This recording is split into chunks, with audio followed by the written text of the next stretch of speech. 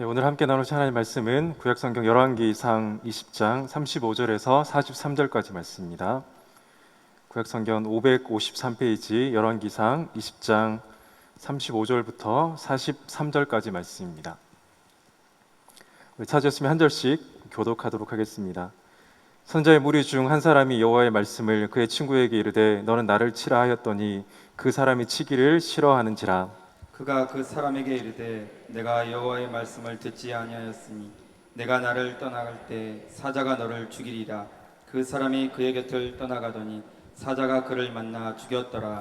그가 또 다른 사람을 만나 이르되 너는 나를 치라 하매 그 사람이 그를 치되 상하도록 친지라.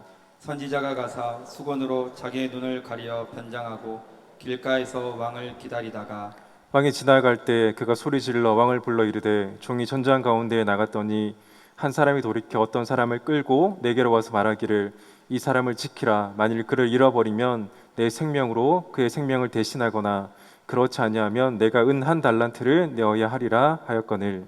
종이 이리저리 이를 볼 동안에 그가 없어졌나이다. 이스라엘 왕이 그에게 이르되 내가 스스로 결정하였으니 그대로 당하여야 하리라. 그가 급히 자기의 눈을 가린 수건을 벗으니 이스라엘 왕이 그는 선지자 중에 한 사람인 줄 알아본지라. 그가 왕께 아뢰되 여호와의 말씀이 내가 멸하기로 작정한 사람을 내 손으로 놓았은즉 내 목숨은 그의 목숨을 대신하고 내 백성은 그의 백성을 대신하리라 하셨나이다. 다 같이 읽겠습니다. 이스라엘 왕이 근심하고 답답하여 그의 왕궁으로 돌아가려고 사마리아에 이르니라. 아멘.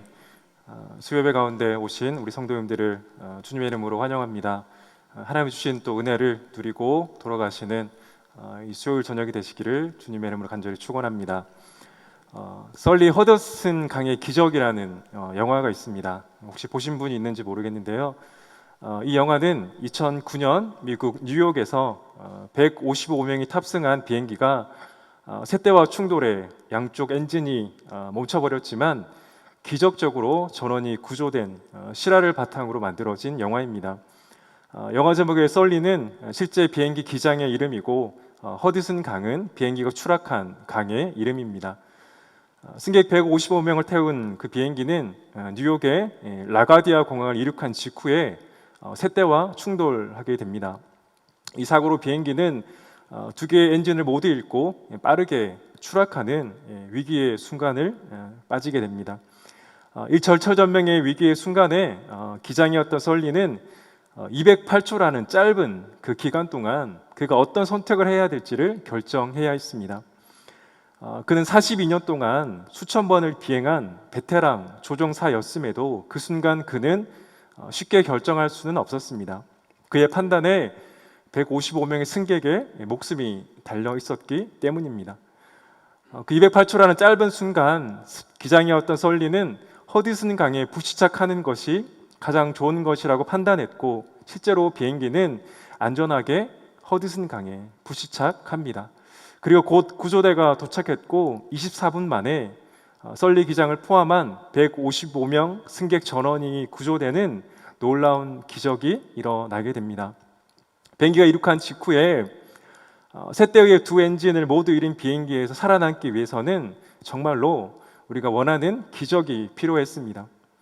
비행기가 추락하고 그 208초라는 짧은 순간 기장이 한 선택이 실제로 큰 역할을 했지만 그럼에도 그가 100% 성공할 것이라는 보장은 없었습니다. 그러나 그 순간에 그는 비행기가 허드슨 강으로 부시착하는 것이 최선이라고 생각했고 그의 판단대로 모두가 구조되는 기적을 이루어내었습니다.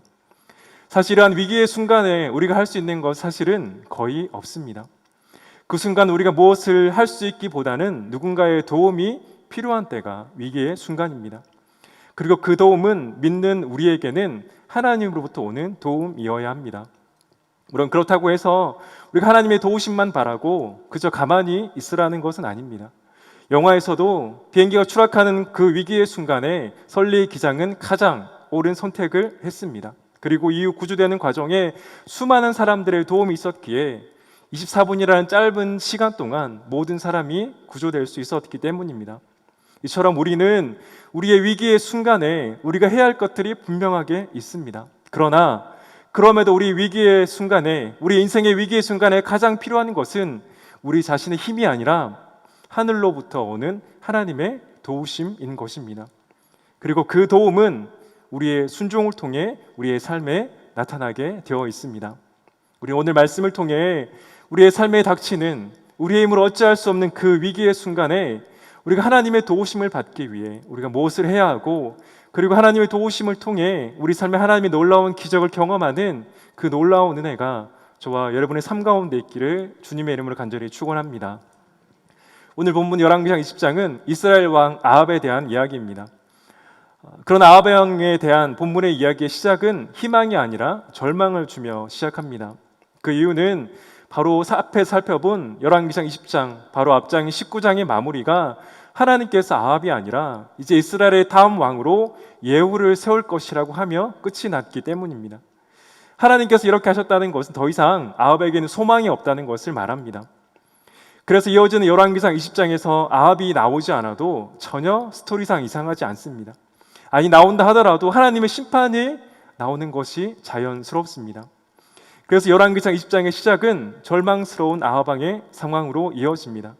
아람의 군대가 바로 사마리아 성을 공격하기 위해 준비하고 있기 때문입니다. 아람 왕이었던 베나닷은 이스라엘 왕 아합에게 사신을 보냅니다. 우리 3절 말씀을 보면 내 은금은 내 것이요 내 아내들과 내 자녀들의 아름다운 자도 내 것이라. 베나닷은 아람 왕에게 내 재산과 너의 자녀들과 너의 아내들이 다 내 것이 될 것이라고 말합니다. 왕으로서 얼마나 굴욕적인 요구입니까? 그런데 힘이 없던 아합은 그 베나닷의 요구를 거절하지 못했습니다. 그리고 그 요구를 들어줍니다. 그런데 곧 이어서 베나닷은 다음 날 다시 사신을 보냅니다. 첫 번째 요구에 더해서 내일 이맘때에 내가 나의 신하들을 너에게 보낼 것이다. 그리고 그들이 너의 집과 너의 신하들의 집을 수색해서 내가 원하는 것들을 마음대로 가져갈 것이다 라는 굴욕적인 요구를 하게 됩니다. 이에 아합은 나라의 장로들을 소집했고 회의를 하고 이 요구는 들어줄 수 없다라고 사신을 돌려보냅니다. 그러자 결국 아람과의 전쟁을 피할 수 없게 된 것입니다. 그러나 문제는 그들의 요구를 들어주지 않는 것이 아니라 사마리아를 공격해오는 그 아람과의 전쟁을 이길 수 있는 힘이 이스라엘에게 전혀 없었다는 사실입니다. 이제 정말 열왕기상 19장의 마지막에 하나님의 심판이 이제 아합에게 임할 것 같습니다. 이제 곧 예후가 왕으로 세워지고 아합은 죽음을 당할 것 같습니다. 이제 그들에게 아무런 소망이 없기 때문입니다. 아합은 아람 왕의 요구를 거부했지만 그들에게는 싸울 힘이 전혀 없었습니다. 그런데 이때, 바로 그때 아합 왕과 이스라엘 심판을 받아야 되는 그때 아람 왕이 아니라 한 선지자가 등장합니다.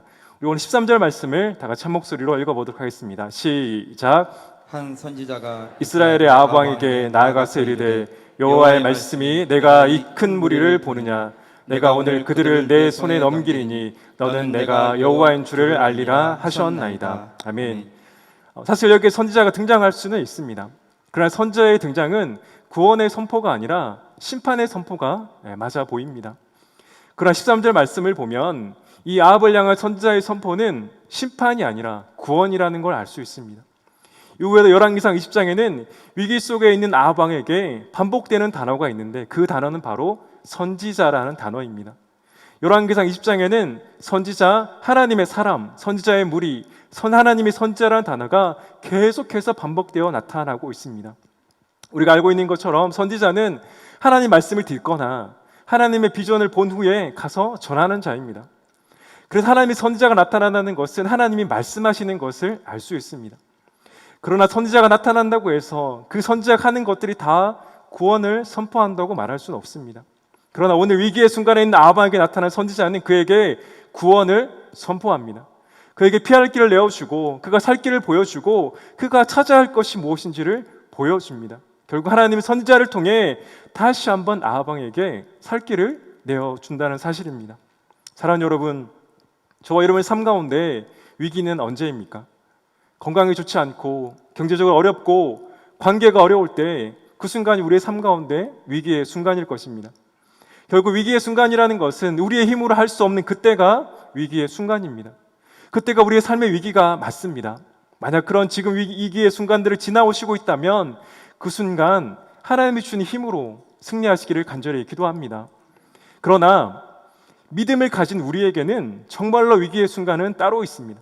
하나님의 자녀들은 우리에게는 정말 큰 위기의 순간은 따로 있다는 사실입니다.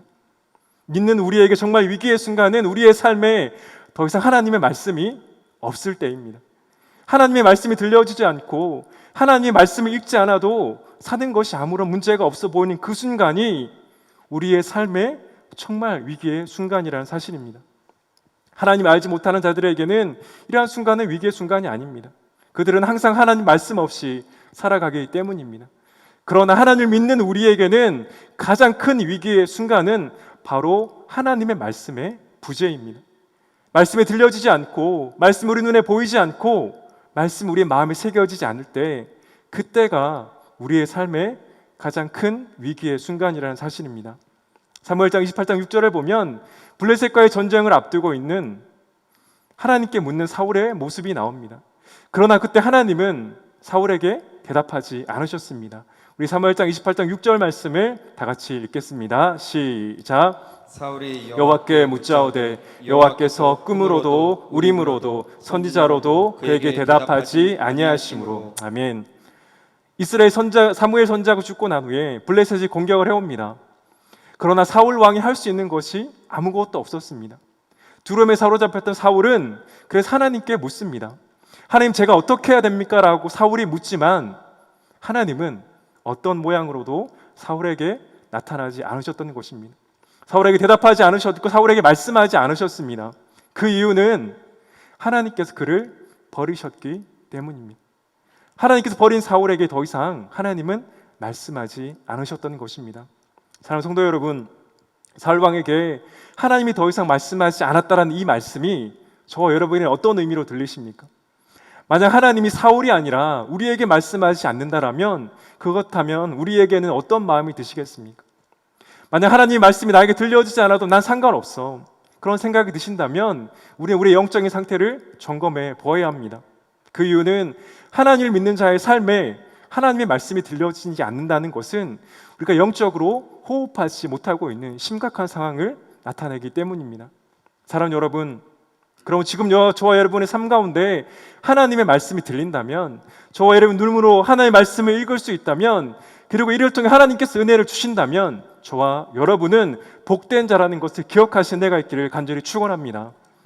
우리 하나님의 말씀을 듣고 은혜를 받는 것, 하나님의 말씀을 듣고 깨닫는 것, 말씀을 통해 새 힘을 얻는 것은 당연한 것이 아니라 하나님이 주시는 놀라운 축복인 것입니다. 그러면 하나님의 말씀이 하나님의 심판을 이미 받은 아합 왕에게 들려졌다는 것은 여전히 그들에게도 지금 소망이 있다는 것을 말합니다. 아합 왕과 이스라엘 장로들은 아람 왕의 굴욕적 요구는 거절했지만 그들에게는 사실 싸울 힘이 하나도 없었습니다. 그래서 그들은 두려웠습니다. 아람이 사마리아를 공격한다면 성은 무너질 것이고 아합과 백성들은 죽거나 사로잡혀 갈 수밖에 없는 처절한 현실이었기 때문입니다. 그런데 그때 하나님 보낸 선지자가 하나님의 말씀을 선포했습니다. 아무런 소망이 없는 그들에게 하나님의 선지자가 와서 구원을 선포한 것입니다. 우리 다시 한번 열왕기상 20장 13절 말씀을 한 목소리로 읽어보도록 하겠습니다. 시작. 한 선지자가 이스라엘 왕 아합에게 나아가서 이르되 여호와의 말씀이 내가 이 큰 무리를 보느냐, 내가 오늘 그들을 내 손에 넘기리니 너는 내가 여호와인 줄 알리라 하셨나이다. 아멘. 하나님 선지자를 통해 아합에게 이렇게 말씀하시는 것입니다. 아합아, 내가 이 큰 무리를 보느냐? 내가 오늘 그들을 내 손에 넘길 것이다. 너는 이 일을 통해 이방의 거짓 신들이 아니라 내가 전능하고 내가 살아있고 나만이 유일하신 하나님이심을 네가 깨닫게 될 것이다 라고 하나님께서 말씀하는 것입니다. 사실 가나안의 거짓 신들을 따랐던 아합은 이미 완전히 패배했습니다. 그리고 하나님은 이미 그에게 심판을 내렸습니다. 그러나 하나님은 다시 선지자를 보내셨고 그가 살 길을 내어주신 것입니다. 그렇다면 우리 인생의 절망의 순간에 있더라도, 좌절하고 낭망할 수밖에 없는 순간에 있다 하더라도 그 순간에 여전히 하나님의 말씀이 우리에게 들려진다면, 우리가 하나님의 말씀을 들을 수 있다면 그때가 우리에게 여전히 소망이 있다는 것을 우리는 기억해야 합니다. 믿는 우리가 정말 절망해야 되는 순간은 우리가 당하는 고난이 아니라 하나님의 말씀이 더 이상 우리에게 들려지지 않을 때라는 것을 우리는 잊지 말아야 합니다. 강원도에 있는 삼양 목장을 갔다 온 적이 있습니다. 비가 조금씩 내려와서 우산을 쓰고 이곳저곳을 보다가 다시 내려오는 길이었습니다. 그런데 그때 양들의 무리에서 양 한 마리가 도망을 해서 제가 있는 쪽으로 이렇게 왔습니다. 울타리에 있던 양들을 비가 와서 실내로 이제 데리고 가는 중에 한 마리가 탈출을 하는 것입니다. 이 탈출한 양을 보면서 이 양이 어디로 갈까를 생각하며 보고 있었습니다. 그런데 신기하게 이 양은 도망가는 것이 아니라 울타리를 따라 돌아서 다시 반대쪽 입구로 통해서 들어가는 것이었습니다. 탈출한 양은 그를 부르는 목자의 소리에 반응했고 도망가지 않고 다시 반대쪽 입구로 들어가는 것입니다. 다시 돌아가는 양을 보면서 그럴 거면 왜 탈출을 했을까라고 생각을 했던 적이 있습니다. 그런데 왜 도망을 나왔던 이 양은 다른 곳으로 가지 않고 다시 울타리를 돌아서 반대쪽 입구로 들어가는 것일까요? 그 양은 도망갈 수 있었고 어쩌면 그가 가고 싶은 곳으로 갈 수 있었을 것입니다. 그런데 양은 그렇게 하지 않았습니다. 양이 그렇게 하지 않은 이유는 그 양을 부르는 목자의 소리를 듣고 반응했기 때문입니다. 사랑하는 여러분, 만일 도망을 나온 양이 목자의 소리를 듣지 못했다면 어떻게 되었을까요? 아니, 목자의 소리가 들려지지 않았다면 그 양은 어떻게 되었을까요? 아마 잠깐은 다른 곳으로 갈 수 있을지 모르지만 결국 그 양은 죽고 말았을 것입니다. 양은 시력도 좋지 않고 다리도 짧아서 스스로 먹이를 찾을 수 없기 때문에 결국은 죽고 말았을 것입니다. 양은 목자의 손길이 없으면 스스로 살 수 없는 매우 연약한 동물이기 때문입니다. 그렇다면 양과 같은 우리가 하나님 말씀을 들을 수 있다는 것이 얼마나 큰 축복입니까? 양이 목자의 음성을 들어야만 살 수 있는 것처럼 믿는 우리는 하나님의 말씀을 들어야만 살 수 있습니다. 그래서 하나님의 말씀이 우리에게 들려지는 것이 축복이며 은혜인 것입니다. 지금 우리가 하나님의 말씀을 들을 수 있다라면 그것은 하나님께 올려드릴 감사의 제목인 것입니다. 이미 심판을 받은 아합, 여전히 그에게 소망이 있었던 이유는 그가 잘나서가 아니라 하나님의 말씀이 여전히 그에게 선포되기 때문이었습니다. 하나님 여전히 말씀하시기 때문에 절체절명의 위기의 순간에 있었던 아합 왕에도 여전히 소망이 있는 것입니다. 그렇다면 우리에게도 여전히 소망이 있지 않습니까? 삶의 어떤 현실이 우리를 두렵게 하고 좌절한다 할지라도 우리에게 말씀하시는 그 하나님 말씀이 있다면 우리는 그 말씀 힘입어 다시 일어설 수 있는 것입니다. 하나님이 주는 말씀을 통해 우리가 다시 그 어려운 현실들을 뛰어넘을 수 있는 것입니다. 그러므로 우리는 우리의 삶에 지금 하나님의 말씀이 들려지고 있는가를 살펴야 합니다. 내가 매일의 삶에 하나님 말씀을 읽고 있는지를 살펴야 합니다. 하나님의 말씀이 없어도 아무렇지 않다라면 그때가 우리 삶의 진정한 위기라는 것을 우리는 깨닫고 다시 하나님 말씀의 자리로 돌아가야 할 것입니다. 우리 삶의 완전한 절망은 사울 왕처럼 하나님께 물었음에도 하나님이 말씀하지 않을 때입니다. 그에 비해 아무런 소망이 없어 보이던 아합 왕에게 여전히 소망이 있는 이유는 그럼에도 하나님께서 선지자를 통해 말씀하시기 때문입니다. 사랑하는 여러분, 그러므로 저와 여러분의 삶을 점검하시되 하나님의 말씀이 가까이 있는가를 반드시 살펴보셔야 합니다. 우리는 하나님의 말씀으로 살아가는 자들이고 그 말씀을 통해 역사하신 하나님께 우리의 소망이 있기 때문입니다. 우리는 떡으로만 살아가는 자들이 아니라 하나님 입으로 나오는 그 말씀으로 살아가는 자들을 잊지 마시고 소망함으로 일어서시는 저와 여러분이 되시기를 주님의 이름으로 간절히 축원합니다. 하나님 이렇게 여전히 아합 왕에게 말씀하셨습니다. 선지자를 통해서 말씀하셨습니다.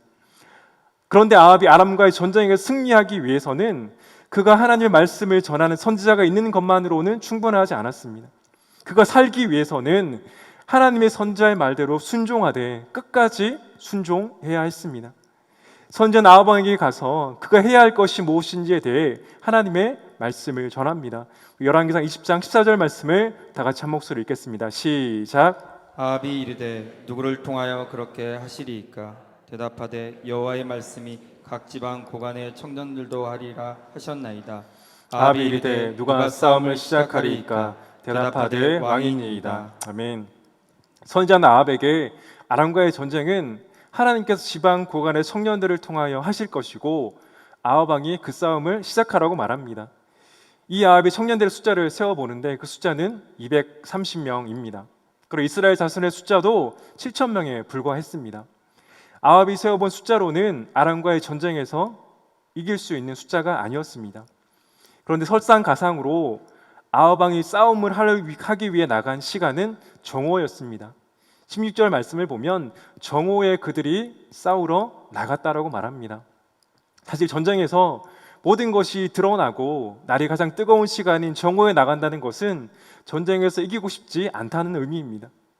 그래서 지방 고간의 청년들과 함께 정오에 나간 아람과의 첫 번째 전쟁은 이스라엘 힘으로는 절대 이길 수 없다는 것을 보여줍니다.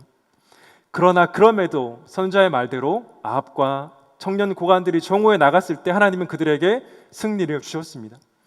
그들이 나갔을 때 아람왕과 연합한 왕들은 대낮부터 취해 있었습니다.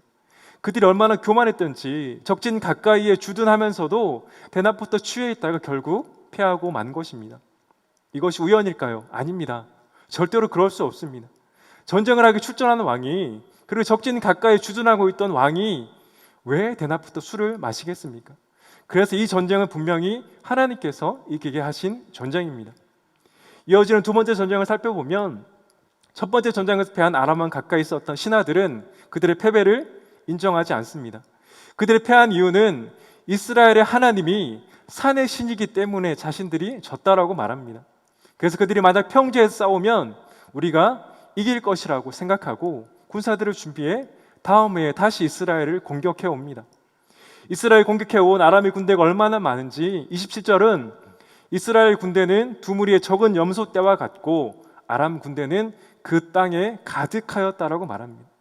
두 번째 전쟁이 말하는 것도 동일합니다. 이 전쟁 역시 하나님이 도와주지 않으면 이스라엘이 이길 수 없다는 것을 보여줍니다.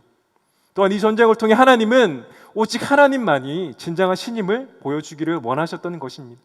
하나님 이 전쟁을 통해 이스라엘 군대가 아람 보병 10만 명을 죽이게 하고 도망간 이들을 위해 성벽이 무너져 2만 7천 명이 죽게 하셨습니다. 사랑하는 여러분, 아람과의 첫 번째 공격과 두 번째 공격에서 아합과 이스라엘이 살 길이 무엇이었습니까? 그들이 살 유일한 길은 선지자를 통해 말씀하시는 그 하나님의 말씀에 그대로 순종하는 것이었습니다. 말씀대로 순종할 때 그들이 살 수 있었던 것입니다. 처음에 우리에게 하나님 말씀이 들려지는 것이 복이라고 말씀드렸습니다. 맞습니다. 하나님의 말씀 우리에게 들려지는 것은 하나님께 주신 놀라운 축복입니다. 그래서 우리는 하나님의 말씀을 가까이 해야 합니다. 그러나 우리가 하나님의 놀라운 역사를 보기 원한다면, 살아계시고 전능하신 하나님 일하심을 보기 원한다면 우리는 들려지는 것에 그치는 것이 아니라 그 말씀에 순종해야 합니다. 하워드 핸드릭스라는 유명한 성경 신학자는 이렇게 성경의 적용의 중요성에 대해 이렇게 말합니다. 성경은 결코 우리의 호기심이나 우리를 만족시키기 위해 쓰인 것이 아니라 우리의 생활을 변화시키기 위해서 쓰였다. 그러므로 성경 공부의 궁극적인 목적은 내가 성경을 가지고 무엇을 하는 것이 아니라 성경이 나에게 무엇을 하도록 하는 것이 있다. 다시 한번 더 말씀드리겠습니다. 성경 공부의 궁극적인 목적은 내가 성경을 가지고 무엇을 하는 것이 아니라 성경이 나에게 무엇을 하도록 하는 것에 있다. 그렇게 함으로 성경의 진리가 우리가 살아가는 삶 속에 눈에 띄게 될 것이다라고 말합니다. 무엇을 말합니까? 성경은 우리의 삶을 변화시키는 놀라운 책이라는 것입니다. 성경이 나의 하도록 하는 그 말씀에 순종할 때 결국 우리의 삶에 변화가 나타난다는 것입니다. 우리에게 말씀하시는 그 하나님 말씀에 순종할 때 우리의 삶이 변화되고 하나님의 역사하심을 볼 수 있다는 것입니다. 아람의 첫 번째 공격 앞에 아합은 정오에, 그것도 청년들과 같이 나갔습니다. 정오라는 시간을 말씀드린 것처럼 전쟁을 하기에 적합한 시간이 아닙니다. 숫자가 압도적으로 많지 않았던 그들이 모든 동선이 노출되는 시간에 나간다는 것은 죽으려고 하는 것과 다르지 않았습니다. 또한 청년들은 전쟁에 익숙하지도 않았습니다. 그렇다는 것은 그들이 선지자의 말을 듣고 나가긴 했지만 잘못하면 죽을 수도 있다는 것을 의미했습니다. 아람과의 두 번째 공격도 다르지 않았습니다. 성경은 이스라엘 군대는 두 무리의 적은 염소떼로, 반면 아람 군사들은 들에 가득했다라고 말합니다. 아람 군사들이 죽인 숫자를 보면 그들의 군사는 최소 13만 명이 넘었습니다. 이때에도 이스라엘에게는 아무런 승산이 없었습니다. 나아가 29절 말씀에는 그들이 서로 7일 동안 대치하고 있었다라고 말합니다. 그들이 7일 동안 서로 무엇을 했는지 알 수 없지만 하루하루 가면서 불안했던 것은 아람이 아니라 이스라엘과 아합 왕이었을 것입니다. 그들이 얼마나 하루하루 시간이 지나면 불안했을까요? 얼마나 두려웠을까요? 그러나 하나님께서 기다리라고 하셨기에 그들은 기다렸을 것입니다. 선지자의 구체적인 말씀이 무엇인지 나오진 않지만 그들이 7일 동안 기다렸다는 것은 하나님께서 그렇게 하라고 하셨을 것입니다. 이처럼 아합과 이스라엘이 아람과의 전쟁에서 거둔 승리는 절대로 그들의 힘으로 거둔 승리가 아닙니다. 하나님께서 그들에게 승리를 주셨기 때문에 그들이 승리를 경험한 것입니다. 하나님께서 위기의 순간에 그들을 살려주신 것은 그들이 하나님의 말씀에 순종했기 때문입니다. 만약 그들이 순종하지 않았다면, 선지자의 말을 무시하고 순종하지 않았다면 그들은 이미 첫 번째 전쟁에서 패하고 죽거나 포로가 되고 하나님의 심판 가운데 나아가고 말았을 것입니다. 사랑하는 여러분, 그렇다면 우리가 하나님의 역사를 경험하고 싶다면, 그리고 하나님만이 하셨습니다라고 고백하고 싶다면 우리는 어떻게 해야 될까요? 우리 역시 하나님의 말씀에 순종해야 합니다. 우리가 이해되지 않고 순종할 수 있는 상황이 아님에도 불구하고 그렇지 않지만 그럼에도 그것이 하나님의 말씀이라면 우리가 순종할 수 있어야 한다는 사실입니다. 우리가 이해되는 것만 순종하고 우리가 순종할 수 있는 환경에 순종한다면 그것은 믿음이 아니라 그리고 하나님이 하시는 것이라고 말할 수 없습니다. 사랑하는 여러분, 정말 하나님의 역사를 보기를 원하십니까? 그렇다면 우리는 순종할 수 없는 그 상황에서라도 순종해야 합니다. 믿음으로 순종하며 나갈 때 하나님은 놀라운 일을 저와 여러분의 삶 가운데 보여줄 줄 믿습니다. 우리 삶의 위기의 순간, 우리 힘을 할 수 없는 것이 하나도 없는 그 순간, 사람의 도움으로 우리가 어찌할 수 없는 것이 있는 것이 없는 그때가 바로 하나님의 말씀에 순종해야 될 때입니다. 우리가 할 수 있는 확률이 적어지면 적어질수록 그때는 하나님의 역사를 보게 될 때인 것입니다. 사랑하는 여러분, 저의 삶에 아합처럼 이스라엘처럼 내가 할 수 있는 것이 아무것도 없는 그때가 있습니까? 그렇다면 그때 일하시는 하나님께 나와 순종하시기를 간절히 축원합니다. 그러나 그때는 정말로 낭망의 때이고 좌절의 때이고 두려움의 때입니다. 그러나 그때 우리에게 아무런 소망이 없다면 우리가 해야 할 것은 하나님 앞에 나오는 것밖에 없습니다. 그리고 하나님의 도우심을 구하고 하나님의 말씀에 순종할 때 우리는 하나님의 놀라운 역사를 경험하게 될 줄 믿습니다. 왜 하나님이 다시 아합 왕에게 선지자를 보냈습니까? 이미 심판을 받은 그에게 왜 하나님은 다시 선지자를 보냈습니까? 하나님이 여전히 그가 하나님께로 돌아오기를 원하셨기 때문입니다. 이스라엘 백성들이 다시 하나님께로 돌아오기를 원하셨기 때문입니다. 그렇다면 하나님의 자녀들인 저와 여러분을 위해 하나님께서 무엇인들 하지 않으시겠습니까?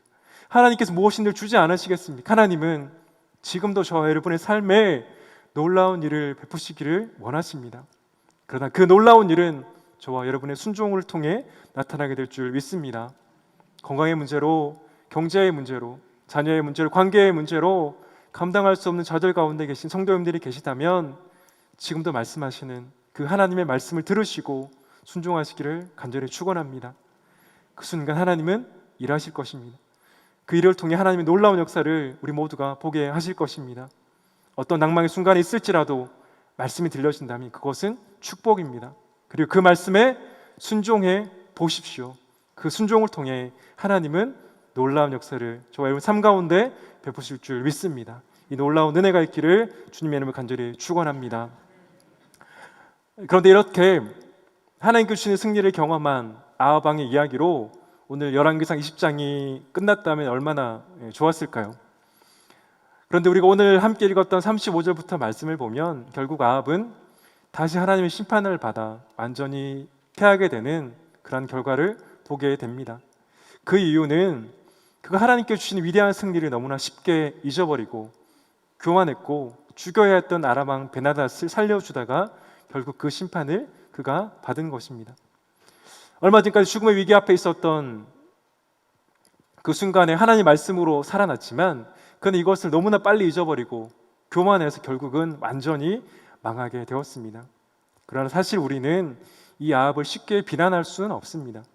우리 역시 하나님의 은혜를 정말 잘 잊어버리고 살아갈 때가 너무나 많기 때문입니다. 하나님께 도와주신 건 기억하지 못하고 도리어 하나님을 원망하는 것이 바로 우리의 연약한 모습이기 때문입니다. 사랑하는 여러분, 우리 하나님의 말씀에 순종해서 하나님의 놀라운 역사를 경험하는 것 너무나 귀합니다. 저와 여러분 삶 가운데 이런 놀라운 역사를 경험하시기를 간절히 원합니다. 그러나 이것이 귀하지만 우리는 아합처럼 곧 교만해서 그 하나님의 은혜를 너무나 쉽게 잊어버리는 것은 아닌지 우리의 삶을 동시에 살펴보아야 합니다. 내가 힘들 때는 하나님을 찾다가 다시 살만하면 하나님을 떠나 살아가는 것은 아닌지 우리의 삶을 점검해야 한다는 사실입니다. 이스라엘의 왕 아합과 이스라엘 왕 다윗 왕의 결정적인 차이가 있습니다. 그 차이는 그들이 죄를 짓지 않았다는 것이 아니라 우리가 잘 알고 있는 것처럼 다윗도 죄를 지었습니다. 밧세바와 간음을 했고 그의 죄를 숨기기 위해 우리아를 죽게 만들었습니다. 그리고 인구조사를 하다가 하나님의 심판을 받기도 했습니다. 그러나 다윗이 아합과 달랐던 것은 그는 끊임없이 하나님께로 돌아가는 것입니다. 그리고 그의 평생에 하나님이 기뻐하시는 것이 무엇인지를 고민하며 겸손하게 살아갔던 것입니다. 그래서 그는 시간이 갈수록 하나님을 더 닮아갔고 하나님의 마음에 합한 자가 되었던 것입니다. 뭉쳐야 찬다라는 우리가 잘 알고 있는 유명 스포츠 스타들이 어쩌다 FC라는 축구팀을 만들어서 훈련도 하고 축구 경기를 하는 프로그램이 있습니다. 우리가 잘 알고 있는 농구의 허재, 테니스의 이영택, 수영의 박태환, 배구의 김요한 선수 등 각 분야에서 유명한 스포츠 스타들이 축구팀을 만들어 매주 경기를 합니다. 어느덧 이 프로그램을 시작한 지가 1년이 되어서 1년 전 첫 번째 경기를 했던 팀과 재대결을 합니다. 1년 전 5업 지졸과 같은 상태였던 이 어쩌다 FC팀은 첫 경기에서 11대 0이라는 굴욕적인 스코어 차이로 패배합니다. 그때는 전반에만 무려 7골을 내줬고 최종 스코어가 11대 0이었습니다. 그런데 놀랍게도 1년이 지난 후에 다시 한 경기에서 이 어쩌다 FC팀은 정말 아쉽게 연장전에서 골든골로 1대 0으로 아쉽게 졌습니다. 상대팀 선수들과 감독은 1년 만에 실력이 이렇게 일치월장한 어쩌다 FC팀을 직접 경험하고 놀라움을 감추지 못합니다. 그들이 1년 전과는 정말 다르게 어렵게 경기를 이겼기 때문입니다. 그런데 이 어쩌다 FC팀이 1년 전에 11대 0으로 진 팀과 대등하게 재경기를 할 수 있었던 이유는 당연한 것이 아니라 그들이 1년 동안 흘렸던 땀과 훈련의 결과였습니다. 사실 이 어쩌다 FC팀의 선수들은 이미 자신들의 분야에서 최고를 경험한 스포츠 스타들이었습니다. 어쩌면 가장 교만하기 쉬운 선수들일 수 있습니다. 그러나 그럼에도 선수들은 이 축구라는 새로운 환경에서 겸손하게 배우고 땀을 흘리고 훈련을 통해 1년 만에 실력이 일치월장하게 된 것입니다. 그들의 겸손과 꾸준함과 그리고 땀이 1년 후에 그 팀의 실력으로 나타난 것입니다. 저는 이 프로그램을 보며 우리의 신앙도 이렇겠구나라는 생각이 들었습니다. 우리 역시 우리의 자리에서 늘 겸손하게 하나님 말씀을 배운다면, 우리 역시 꾸준하게 하나님의 말씀을 가까이 한다면, 우리 역시 하나님의 선하심을 맛보기 위해 땀을 흘린다면 우리의 신앙도 시간의 지남에 따라 자라나겠구나라는 생각을 하게 되었습니다. 사랑하는 성도 여러분, 하나님 말씀이 우리에게 들려준다는 것은 놀라운 축복입니다. 당연한 것이 아니라 그 축복임을 우리는 잊지 말아야 합니다. 지금 저와 여러분에게 말씀이 들려지고 있다면 하나님의 축복임을 잊지 마시고 더 가까이 해야 합니다. 그럼 만약 거기에만 그친다면 우리는 그 말씀, 우리의 삶을 변화시키는 것은 경험할 수 없습니다. 우리가 듣기만 하고 순종하지 않는다면 하나님의 놀라운 일을 볼 수 없다는 사실입니다. 그래서 우리는 순종해야 합니다. 말씀대로 살아야 합니다. 이해되지 않고 순종할 수 없는 환경이라도 믿음으로 순종해 보아야 합니다. 그럴 때 하나님의 놀라운 역사가 우리가 보게 될 것입니다. 그리고 우리는 한 걸음 더 나아가야 됩니다. 그것이 한 번 하고 끝나는 것이 아니라 계속되어져야 한다는 사실입니다. 우리는 은혜는 너무나 쉽게 잊어버리고 원망은 자주 합니다. 그러나 우리는 이것을 바꾸어야 합니다. 은혜를 자주 기억하고 원망은 가끔씩 하는 것으로 우리의 삶을 변화시켜 나가야 합니다. 그리고 겸손하게 날마다 하나님 앞으로 나가기를 애쓸 때 교만해서 하나님의 은혜를 너무나 쉽게 잊어버리고 망한 아랍이 아니라 다윗처럼 하나님을 기뻐하시는 삶으로 빚어지게 될 것입니다. 결국 하나님 말씀을 듣고 그대로 순종하되 날마다 그렇게 살아가기를 애쓰는 것, 그것이 위기의 순간 우리가 살 길임을 잊지 마시기를 바랍니다. 우리가 이렇게 살아갈 때 우리를 통한 하나님의 그 놀라운 역사를 우리뿐만 아니라 모든 사람들이 알게 되고 하나님께 영광 올려드리는 그 은혜가 있을 것입니다. 이 은혜가 저와 여러분의 삶과 가정과 직장 자녀들의 삶 가운데 있기를 주님의 이름으로 간절히 축원합니다.